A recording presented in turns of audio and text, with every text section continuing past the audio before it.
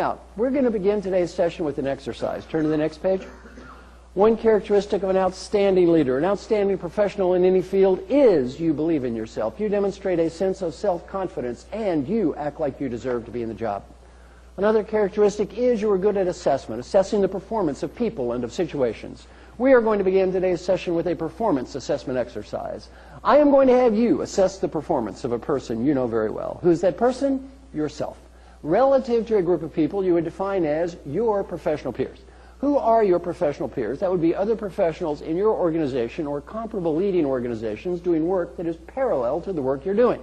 In your case, you've got a regular job, and that would be those people. If you're not in an organization, obviously you can't do that comparison. We're going to look at your potential. Your potential with your professional peers. That would be other MBA students perhaps sitting in similar rooms to this and other comparable leading organizations, other leading universities. And I'm going to ask you, how do you think you compare with them? Now, I need to borrow your pencil for a second. And we're going to begin the question with an exercise. The first question is going to be, in looking at your performance or potential, how many of you would rank yourself in the top 2% of your professional peer group? I'm going to ask you all to raise your hands. Then I'm going to ask how many think you might be in the top 5, and you will raise your hands. The top 10, the top 20, the top 30, the top 50, and finally, how many of you are in this group known as other? And you'll raise your hands. And by the time I get done, everyone in the room should have your hands up. Has anybody been in a current job 1 year or less? Raise your hands.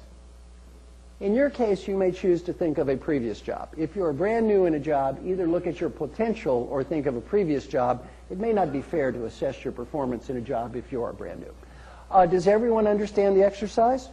Now, this is an exercise I have done with over 50,000 people. When you get done, I'll tell you how you compare with doctors, lawyers, FBI agents, Jesuit priests, and all kinds of other interesting individuals.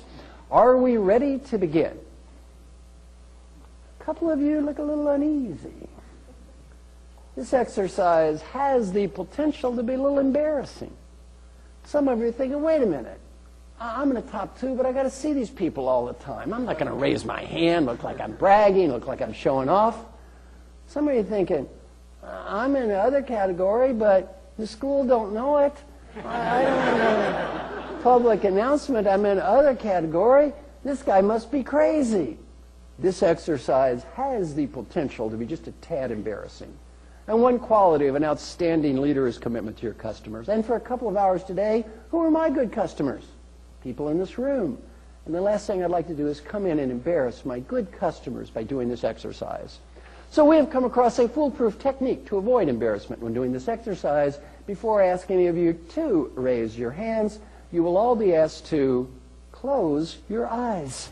Now, when I say close your eyes, I want to see those eyes closed. I don't want to see any peering around the room. And if any of you do open your eyes, I will single you out and publicly call your name out to the group. Now, one other rule. Everybody has to raise your hand sometime. Once you raise your hand, leave it up, because I count as I go. So once you raise your hand, let's say you raise it at 2, don't lower it, because I count as I go. And if you lower your hands, it just screws up my counting. Okay, is everybody ready? Close your eyes. Close your eyes, close your eyes, close your eyes, close your eyes. Quit walking up there. Sit down. Close your eyes, please. Close your eyes. Although you have glasses, I can see your eyes are still open. Relative to your professional peers, how many of you would rank yourself in the top, either performance or potential, in the top 2% of your professional peer group? Raise your hands and leave them up. Okay, leave them up and let me count. Do not lower your hands for the whole exercise. Let me count. The top 2 or 5. Please raise your hand. The top 2 or 5. Very good. Let's leave those hands up. Do not lower your hands for the entire exercise. The top 2, 5, or 10. Top 2, 5, or 10. That would be very nice. Thank you. Leave them up. Do not lower your hands. The top 2, 5, 10, or 20. Everyone in the top 20%, please raise your hands. And do not lower them once they go. Quit looking. I see you over there with the glasses. Close your eyes. I caught you. All right, the top 2, 5, 10, or 20. Well, let me guess. Okay, very good. About the top 2, 5, 10, 20, or 30. That's good. Anyone in the top half? Okay. And any others? Okay, you can all lower your hands. And you can open your eyes. And I may not have this exactly right, but I should be very close. I don't like to speak to a group without doing research, and I've just done some research on the people in this room. And what I've learned, amazingly, 50% of you are in the top 5% of your professional peer group. Approximately 80% in the top 10, roughly 90% in the top 20, about 94% in the top 30, 97%. No, I think everyone in the room is in the top half of your professional peer group. What have I learned about you as a group so far? What have I learned? You're in the top half. No, I have not learned you're in the top half. That is the wrong answer. Let's try again. What have I learned? We all think we're in the top. You think you're great. What have I learned about you as a group? I've learned one thing. You think you're great. Now, I always do this exercise with every group I work with.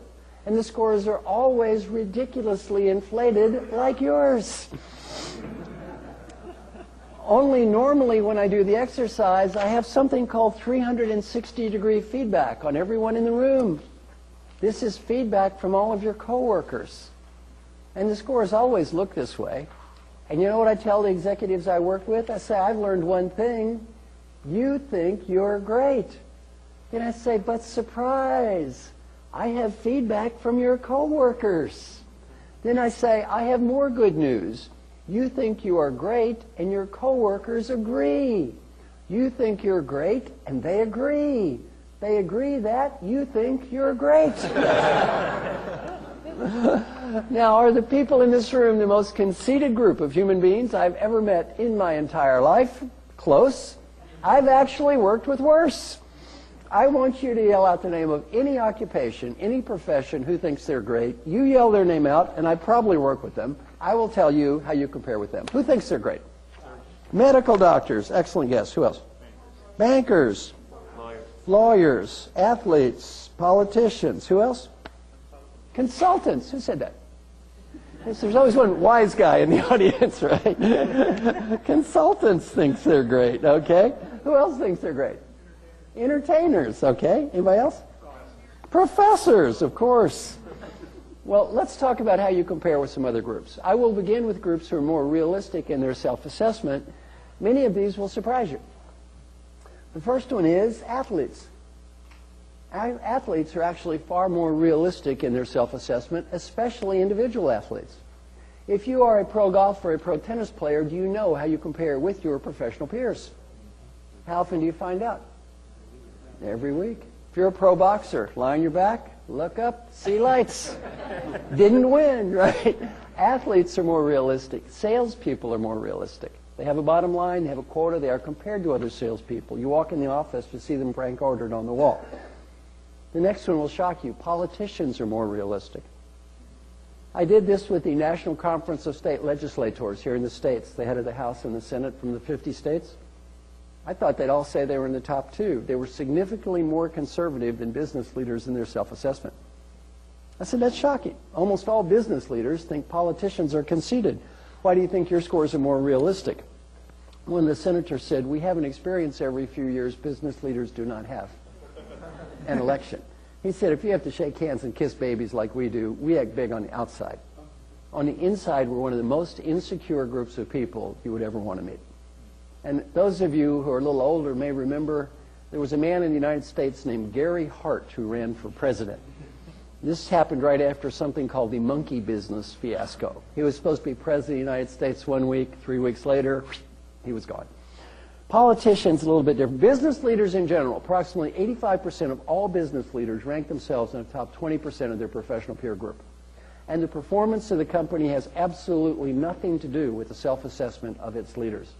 I've done this in 4 companies that were ranked as the most admired company in the United States, 85% top 20. 2 companies on the 10 least admired list, 85% top 20. Companies making record profits, 85% top 20. Companies going bankrupt, 85% top 20. Makes no difference.